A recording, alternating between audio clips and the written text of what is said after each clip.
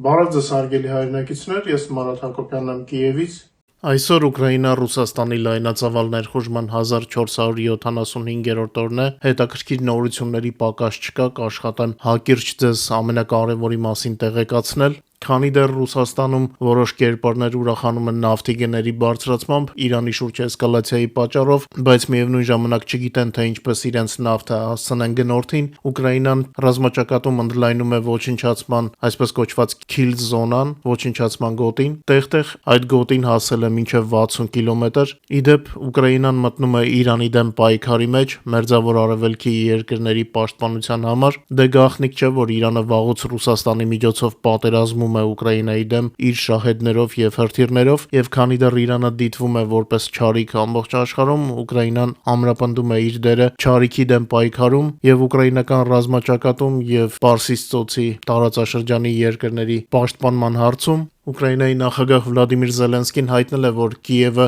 որսիչ դրոններ եւ մասնագետների խումբ է ուղարկել Հորդանանում ամերիկյան ռազմական օբյեկտների պաշտպանության համար։ Ես հիմա պատկերացրեցի որոշ Դոն Կիխոտների դեմքերը, ովքեր Հայաստանում իրենց դիվաններին նստած փորձում էին ներկայանալ որպես Ուկրաինայի բարեկամ, բայց միևնույն ժամանակ երկրպագում են գլխատված իրանական վարչակարգին, դա հիմնավորելով Նեթանյախուի հանդեպ իրենց վերաբերմունքով։ Զվարճալի կլինի հետևել նրանց կոգնիտիվ դիսոնանսին, բայց սա ես իմիջայլոց ասացի երկուշաբթի երեկոյան ձեր տրամադրությունը նաև այսպես բարձրացնելու համար, թեև ոգևորելու համար կան այլ շատ թեմաներ։ Այդ ընթացքում Էրդողանը Պուտինին հանում է բունկերից մերձավոր արևելքում տիրող իրավիճակը քննարկելու համար։ Հետաքրքիր է այս երկուսից ով կասի հայտնի ֆիլմի խոսքերը. ամեն ինչ կորած է, շեֆ, դաշնակիցներին ոչնչացնում են, ազդեցությունը կորչում է, արևմուտքը սեղմում է օղակը։ Ինձ թվում է մեր լսարանից շատերը հիշեցին հայտնի ֆիլմը Всё пропало, շեֆ, հա։ Դե մինչ Թուրքիան եւ Ռուսաստանը կմտածեն, թե ինչ անել, իրանական վարչակարգը կենսունակություն է ձևացնում եւ շարունակում է հարվածներ հասցնել հարևան երկրներին, իսկ Ամերիկան տարհանում է դիվանագետներին Թուրքիայից։ ԱՄՆ պետդեպարտամենտը կարգադրել է Ադանայում Ամերիկայի գլխավոր հյուպատոսությունից տարհանել ոչ հիմնական անձնակազմին եւ դիվանագետների ընտանիքների անդամներին անվտանգության սպառնալիքների պատճառով, նաեւ Թուրքիայի հարավ-արևելքում գտնվող ամերիկյան քաղաքացիներին հորդորվել է հնարավորինս շուտ լքել տարածաշրջանը։ Արդյոք սա նշանակում է տարածաշրջանում նախապատրաստվող պատերազմական գործողություններ, թե ոչ, ցույց կտա ժամանակը, բայց մի բան հստակ է, Ամերիկան հենց այնպես նման քայլի չէր գնա։ Իսկ այդ ընթացքում շարունակվում են պայթյունները ամբողջ Իրանում, կարծես սաստկացել են հարվածները, ոչնչացվել է կարևոր գիտնական, իսկ Թեհրանում բենզինի դեֆիցիտ է։ Երկուշաբթի վաղ առավոտյան իրանական մի քանի քաղաքներում տեղի են ունեցել պայթյուններ եւ օդային հարձակումներ։ Իսֆահան քաղաքում ոչնչացվել է Իրանի միջուկային ծրագրի հետ կապված գիտնականներից մեկը։ Իրանի մայրաքաղաքի ավտոլցակայանները անցել են տնտեսման խիստ ռեժիմի, վարորդներին մեկ այցելության ժամանակ տրամադրում են 10 լիտրից ոչ ավելի վառելիք, այս մասին հայտնում են հենց տեղի բնակիչները։ Ավտոլցակայանների մոտ կիլոմետրերով ձգվող հերթեր են գոյացել, սպասման ժամանակը հասնում է մի քանի ժամի։ Նորմավորումը դարձել է հանգստյան օրերին Թեհրանի նավթային օբյեկտներին հասցված իսրայելական ավիահարվածների հետևանքը։ Ռմբակոծություններից հետո քաղաքի երկինքը պատվել էր թանձր տոքսիկ մշուշով։ Իդեպ, քանի դեռ լրատվամիջոցները հայտնում են Ամերիկայի եւ Իսրայելի միջև Իրանի նավթային օբյեկտներին հասցվող հարվածների մասշտաբների շուրջ տարաձայնությունների մասին, նման գործողությունների արդյունքը արդեն ինչպես տեսնում ենք իրեն սпасել չտվեց։ Իրանցիները իրենց հերթին լավ են ուսումնասիրել արևմուտքի վարքագիծը եւ իրենց սպառնալիքներով կաթվածահար են արել Հորմուզի նեղուցը։ Եթե հիշում եք, ես իմ եթերներում ոչ մեկ անգամ ասել եմ, որ Իրանը չունի նեղուցը ֆիզիկապես փակելու գործիքներ, սակայն հարևան երկրների նավթային տանկերները դադարեցրել են նավագնացությունը ապահովագրական ընկերությունների գործողությունների պատճառով, որոնք պարզապես դադարել են ապահովագրել տանկերները։ Ըստ էության Հորմուզի նեղուցի փակումը, եթե կարելի է այն այդպես անվանել, ոչ թե Իրանի ձեռքի գործն է այդքան, այլ ապահովագրական ընկերությունների, փոխադարձ ապահովագրության միջազգային ակումբների եւ առևտրային ապահովագրողների, հիմնականում Մեծ Բրիտանիայից, Եվրոպայից եւ Ամերիկայից ու Նորվեգիայից, բարձր ռիսկերի պատճառով նավերի զավթում, դրոնների հարձակումներ, ապահովագրական սակագները զգալիորեն աճել են։ Ապահովագրողները վախենում են տանկերների վրա հարձակումներից, ուստի սակագները աճել են 1.5 անգամ եւ ավելի։ Քանի դեռ Հայաստանում որոշ Դոն Կիխոտներ ուրախանում են Իրանի հորինված հզորությամբ, տանկերները նավթ չեն փոխադրում ենթադրում արևմուտքի բիզնես կառույցների հնաոճ վարքի պատճառով, որովհետև ինչպես ասացի, Իրանը ֆիզիկապես հնարավորություն չունի ամբողջությամբ Օրմուզի նեղուցը փակել։ Տեսնենք, Ամերիկան փորձում է ինչ-որ քայլեր ձեռնարկել, միգուցե ամերիկյան ապահովագրական ընկերությունները փորձեն իրավիճակը փոխել։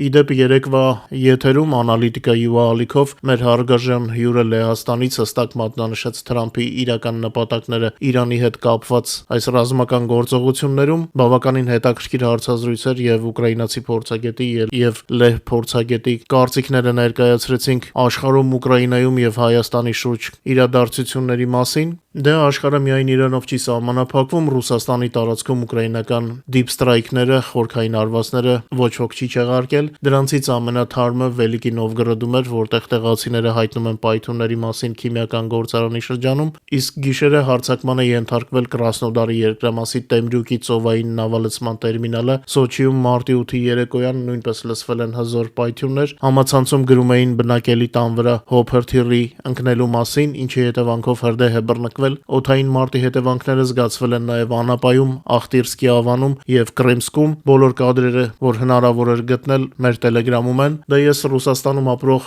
բայց Պուտինին չաջակցող մեր հայրենակիցներին միշտ զգուշացնում եմ, որ նրանց համար մեծ սպառնալիք է ռուսական պատուհաս դարձած բանակը իր պատուհաս դարձած հոպով։ Իդեպ օրերս տասնյակ բարի դրոններ նաև հարձակվել են բռնագրավված Աբխազիայի վրա, վնասելով Օչամչիրայի շրջանի էլեկտրահաղորդման գիծը։ Ամենայն հավանականությամբ Աբխազիայի տարածքն է Ռուսաստանը օգտագործում, այդ իսկ պատճառով Ուկրաինան հարվածներ է հասցնում նաև Աբխազիայում։ Դե դիփ ստրայքները ճոխ էմոցիաներ են պարգևում իհարկե, թեև միդլ ստրայքները, միջին հեռահարության հարվածները նույնպես վատ բերք չեն հավաքում։ Օրերս Կուրսկի մարզում ոչնչացվել է շտաբ, հայտնի է 4 զոհված ռուս սպաների մասին, այս տեղեկությունը կարծես դուրս էր մնացել մեր հաղորդագրություններից։ Middle strike մեր հարվածների մասին ավելի մանրամասն կպատմեմ եթերի երկրորդ մասում, իսկ Իրանում գերագույն առաջնորդի այսպես կոչված ընտրության մասին առանձնապես պատմելու բան երևի թե չկա, սա ոչ թե նոր ղեկավար է, այլ նոր թիրախ, ով հայտնի չէ թե որքան ժամանակ կկատարի իր նոր դերը։ Մեր լսարանը հավանաբար գիտի արդեն, որ Ադրբեջանը կրկին բացել է սահմանը Իրանի հետ։ Ալիևը մի քանի օր PR արեց, զորքերը այս ու այն կողմ տարավ, իրեն ներկայացրեց Ադրբեջանի հերոսի եւ պաշտպանի դերում եւ նորից բացեց սահմանը Իրանի հետ, գլուխը կախա, ինչպես ասում են։ Խրոխտ, բայց ըստ էության վախկոտ մարդու զվարճալի քայլ է դա, ով 20 թվականին պարզապես հայտնվեց ճիշտ ժամանակին, ճիշտ տեղում իր համար, իցավ մեզ իհարկե։ Դե Ալիևից հետո չենք կարող չհիշել Փաշինյանին։ Ըստ պաշտոնական տեղեկատվության Հայաստանի վարչապետը չորեքշաբթի ելույթ կունենա Ստրասբուրգում Եվրոպական խորհրդարանում։ Սա Փաշինյանի երրորդ ելույթն է Եվրոխորհրդարանում 23 թվականի նախորդ այցից հետո։ Սպասվում է, որ ընտրություններից առաջ հնարավոր է կարևոր հայտարարություններ անի Փաշինյանը։ Չեմ կարծում, բայց սպասենք տեսնենք, թե ինչ կասվի։ Իսկ Ուկրաինան 21-ից 25 թվականների զենքի ներմուծմամբ աշխարհում դուրս է եկել առաջին տեղ։ Միևնույն ժամանակ այդ ժամանակահատվածում Ռուսաստանը իր արտահանումն է նվազեցրել գրեթե 3 անգամ։ Այս մասին նշված է Ստոկհոլմի խաղաղության հետազոտությունների միջազգային ինստիտուտի զեկույցում։ Ըստ զեկույցի վերջին 5 տարիների ընթացքում Ուկրաինան դարձել է աշխարհում սպառազինությունների ամենախոշոր ստացողը, որին բաժին է ընկնում համաշխարհային ներմուծման ընդհանուր ծավալի 9.7%-ը։ Դե նախորդ տարիներին մեծ զենք էր պետք Ռուսաստանի հարձակումը կանգնեցնելու համար, իսկ հիմա Ուկրաինան արդեն ինքն է հաջողությամբ զենք արտահանում եւ գործարաններ կառուցում Եվրոպայում։ Երեք ռազմաճակատում իմիջիալոց տեղ է ունեցել 130 մարտական բախում, որոնց ընթացքում Ուկրաինայի զինված ուժերը լիկվիդացրել են 750 օկուպանտի եւ նրանց 2502 միավոր տեխնիկան եւ սպառազինությունը։ Ուկրաինական գլխավոր շտաբը նաեւ հայտնել է, որ լայնամասշտաբ պատերազմի սկզբից ի վեր լիկվիդացված օկուպանտների թիվը հասել է 1.274.040-ի։ Ռելիզը ձեր էկրաններին է։ Մինչ մեր հաղորդման մյուս թեմաներին անցնելը, խնդրում եմ օգտագործել YouTube-ի գործիքները մեր եթերի առաջ խաղացմանը նպաստելու համար։ Խնդրում եմ լայքեք եւ եթե հնարավոր է կիսվեք մեր հեռարձակմամբ սոցիալական ցանցերում։ Հիշեցնեմ նաեւ, որ օրը գրեթե 24 ժամ կարող եք տեղեկանալ Ուկրաինայի եւ Ուկրաինայի շուրջ նորությունների մասին մեր Telegram-յան ալիքից, QR կոդը ձեր էկրաններին է, ովքեր դեռ բաժանորդագրված չեն, բաժանորդագրվեք եւ վայելեք։ Օգտվելով առիթից, ուզում եմ շնորհակալություն հայտնել ձեզ ամեն օր ինձ ցուցաբերած աջակցության համար։ Ձեր լայքերով եւ մեր հեռարձակումը սոցիալական ցանցերում տարածելով շատ եք օգնում, շատ շնորհակալ եմ ձեզ։ Հյուսիսատլանտյան դաշինքը մարտի Մարտի 9-ին Արկտիկայում սկսել է զինվորական վարժանքներ, այս անգամ ավելի մեծ ուշադրություն կդարձվի զինվորականներին աջակցելու հարցում քաղաքացիական բնակչության դերին, հայտնում է Reuters-ը։ Այս վարժանքները դարձել են ՆԱՏՕ-ի արկտիկական պահապան առաքելության մի մասը, որը նախաձեռնվել է Գրենլանդիայի հարցում Ամերիկայի նախագահ Թրամփի հետ լարվածությունը թույլատնելու նպատակով, դե քանի դեռ Արևմուտքում ատամ են ցույց տալիս Չինաստանին եւ Ռուսաստանին, Պեկինը թվում է թե հենց ինքն է սկսում աստիճանաբար հրաժարվել Արկտիկայի վերաբերյալ իր նախկին պլաններից։ Չինաստանի իշխանությունները հետզհետե նվազեցնում են ակտիվությունը Ռուսաստանի արկտիկական նախագծերում, նման եզրակացության է եկել Ուկրաինայի արտաքին հետախուզության ծառայությունը, վերլուծելով չինական ներդրումների դինամիկան եւ Պեկինի ռազմավարությունը հյուսիսային տարածաշրջաններում։ Ըստ հետախուզության տվյալների, չնայած մեկ գոտի մեկ ճանապարհ համաշխարհային նախաձեռնության շրջանակներում Չինաստանի արտասահմանյան ներդրումների ընդհանուր աճին, արկտիկական ուղղությունը Պեկինի համար աստիճանաբար կորցնում է իր ռազմավարական առաջնահերթությունը։ Որպես պատճառներ նշվում են քաղաքական եւ ֆինանսական ռիսկերի բարձր մակարդակը, բարդ լոգիստիկան, ինչպես նաեւ տարածաշրջանի շուրջ ուժեղացող աշխարհաքաղաքական լարվածությունը, ֆինանսական հատվածում սահմանափակումները, ժամանակակից տեխնոլոգիաների հասանելիության խնդիրները, ինչպես նաեւ միջազգային ապահովագրության հետ կապված դժվարությունները զգալիորեն մեծացնում են ռուսական տարածքում ցանկացած խոշոր նախագծի արժեքն ու ռիսկերը։ Նման պայմաններում պրագմատիկ Չինաստանը նախընտրում է գործել ավելի զգուշ։ Չինացի ներդրողները չեն շտապում ավելացնել իրենց ներդրումները մի պետության տնտեսության մեջ, որը գտնվում է մասշտաբային պատժամիջոցների եւ մեկուսացման մեջ։ Արդյունքում Ռուսաստանը ոչ միայն չի վերածվում չինական արկտիկական բեկման կենտրոնի, ինչի հույս ունեին Մոսկվայում, այլև աստիճանաբար դառնում է ավելի ու ավելի քիչ գրավիչ գործընկեր միջազգային բիզնեսի համար։ Վերադառնալով Մերձավոր Արևելքի երկրներին Ուկրաինայի ռազմական օգնության թեմային, նշեմ, որ Կիևը պաշտոնական դիմումներ է ստացել նաև Բախրեյնի, Միացյալ Արաբական Էմիրությունների, Հորդանանի, Քուվեյթի, Կատարի եւ Սաուդյան Արաբիայի առաջնորդներից, որոնցում հայցվում էր օգնություն անվտանգության եւ պաշտպանության ապահովման հարցում։ Ինչպես նշում է New York Times-ը, Ուկրաինան առաջարկել է ռազմավարական առումով շահավետ փոխանակում, որսիչ դրոնները կարող են օգտագործվել գործընկերների ռազմական օբյեկտները պաշտպանելու համար, փոխարենը ստանալով ավելի ժամանակակից եւ հզոր հակաօդային պաշտպանության համակարգեր, որոնք անհրաժեշտ են ռուսական հնարավոր բալիստիկ հարվածներին դիմակայելու համար։ Բացի այդ, Կիևը պատրաստակամություն է հայտնել գործնական օգնություն ցուցաբերել Մերձավոր Արևելքի երկրներին դիվանագիտական աջակցության դիմաց, ինչը կարող է նպաստել բանակցությունների առաջմղմանը եւ Մոսկվային դեպի խաղաղություն տանելը։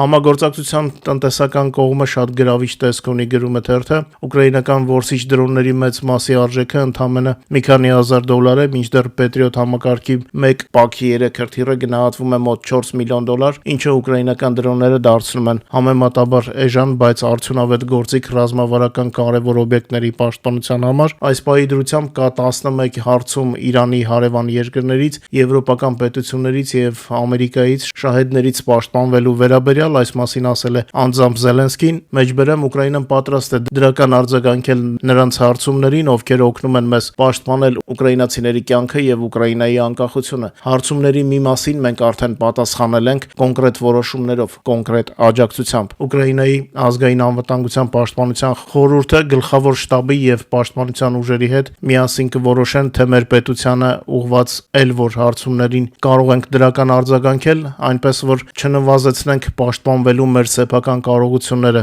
ասել է Զելենսկին։ Ինչպես գրում է New York Times-ը, Մերձավոր Արևելքում հակամարտության վերջին օրերին Ամերիկան, Իսրայելը եւ նրանց դաշնակիցները ծախսել են մոտ 800 Patriot հրթիռ Իրանից եկող թիրախների դեմ։ Ուկրաինան պատերազմի ողջ ընթացքում ստացել է ընդամենը 600 նման հրթիռ։ Այս հրթիռները Ուկրաինային խիստ անհրաժեշտ են, ուստի որքան շատ մենք օգնենք Մերձավոր Արևելքի երկրներին իրանական դրոնների ворսման հարցում, այնքան շատ հրթիռներ կխնայվեն մեզ համար ռուսական եւ հյուսիսկորեական բալիստիկան խոցելու նպատակով։ Ֆրանսիան պլանավորում է զուտ պաշտպանական առաքելություն Հորմուզի նեղուցը բացելու համար, այս մասին հայտարարել է Մակրոնը։ Դե Ուկրաինայի գործողություններն են զուտ պաշտպանական, բայց փաստացի սա Իրանի դեմ գործողություններ են։ Կիպրոսի վրա իրանական դրոնների վերջին հարձակումներից հետո Մակրոնը հրամայել է արևելյան միջերկրական ծովում տեղակայել Շարլ դե Գոլ ավիակիրը, որը այժմ գտնվում է Կրետի ափերի մոտ, ինչպես նաև կղզի ուղարկել լրացուցիչ ֆրեգատներ եւ հոփ համակարգեր, իսկ այս ընթացքում ամերիկյան ռազմածովային ուժերը Պարսից ծոցում միանգամից 3 իրանական տանկեր են խոցել։ Միևնույն ժամանակ Իրանից արձակված բալիստիկ զինամթերքը նորից մտել է Թուրքիայի օդային տարածք, որտեղ չեզոքացվել է ՆԱՏՕ-ի հակաօդային եւ հակահրթիռային պաշտպանության միջոցներով։ Այս մասին երկուշաբթի մարտի 9-ին հայտնել է Թուրքիայի ազգային պաշտպանության նախարարությունը։ Մեջբերեմ զինամթերքի բեկորները ընկել են Ղազիանթեփի բաց տարածքում, զոհեր եւ տուժածներ չկան, նշում են թուրքերը։ Իսկ Ռուսաստանը անցյալ գիշեր փորձել է հարվածել խաղաղ քննած Ուկրաինային 2 հրթիռով եւ 197 դրոնով։ Հակաօդային պաշտպանության ուժերը Ուկրաինայի ոչնչացրել են թշնամու 161 դրոն, արձանագրվել է 2 հրթիռի եւ 36 հարվածային դրոնի հարված 8 վայրում, ինչպես նաեւ խոցվածների բեկորների անկում 1 վայրում։ Ուկրաինայի զինված ուժերի գլխավոր հրամանատար Ալեքսանդր Սիրսկին ամփոփել է փետրվարի արդյունքները։ Գեներալը հայտնել է, որ ուկրաինական բանակը փորձում է խլել օպերատիվ նախաձեռնությունը եւ ստիպել թշնամուն խաղալ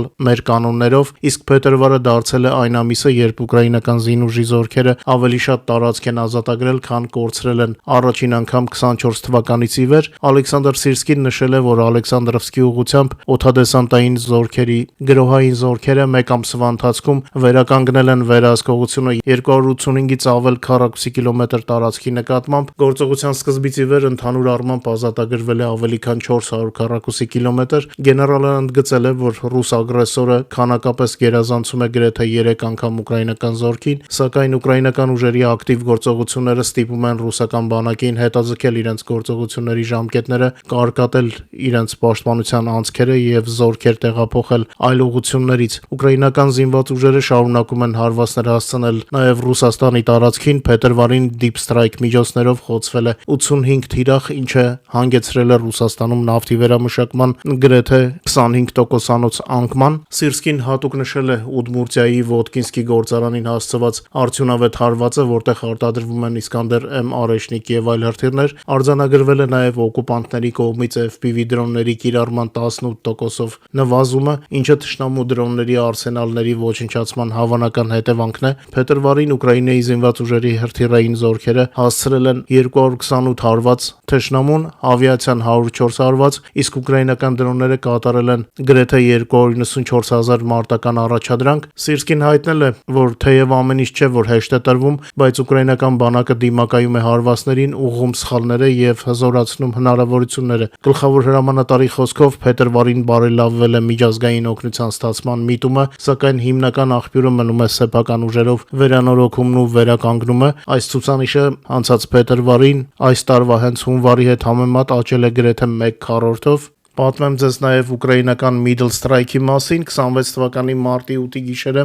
Մադիարի թռչունները Պտախի Մադիարը ոչնչացրել են Նադգրոբկ ռադիոլոկացիոն կայանը, Բուկ M2 կայանը, արձակման կայանը եւ հարվածներ հասցրել Ռուբիկոն կենտրոնին։ Մադիարի թռչունները դիպուկ հարվածներ են հասցրել օկուպանտների ռազմավարական օբյեկտներին Ղրիմում եւ Դոնբասում, ոչնչացվել են ժամանակակից ռադիոլոկացիոն կայան, արձակման կայան եւ ժամանակավոր տեղակայման վայր։ Ինչպես հայտնել է Ռոբերտ Մադիար Բրովդին, մարտի 8-ի գիշերը 414-րդ առանձին բրիգադի Մադիարի թռչունների 9-րդ Կայրոս բատալյոնի օդաչուների եւ անօդաչու համակարգերի ուժերի առաջին առանձին կենտրոնի օդաչուները խոցել են հակառակորդի մի շարք կարևոր թիրախներ, մասնավորապես բարձր շարժունակությամբ 3 կոորդինատային շրջանաձև տեսադաշտի Նադգրոբկ 64N6 ռադիոլոկացիոն կայանը, որն ապահովում է S300PM եւ S400 զենիթահրթիռային համալիրների աշխատանքը բռնակցված Ղրիմում, խոցվել է նաև Բուկ M2 զենիթահրթիռային համալիրի արձակման լիցքավորման կայանը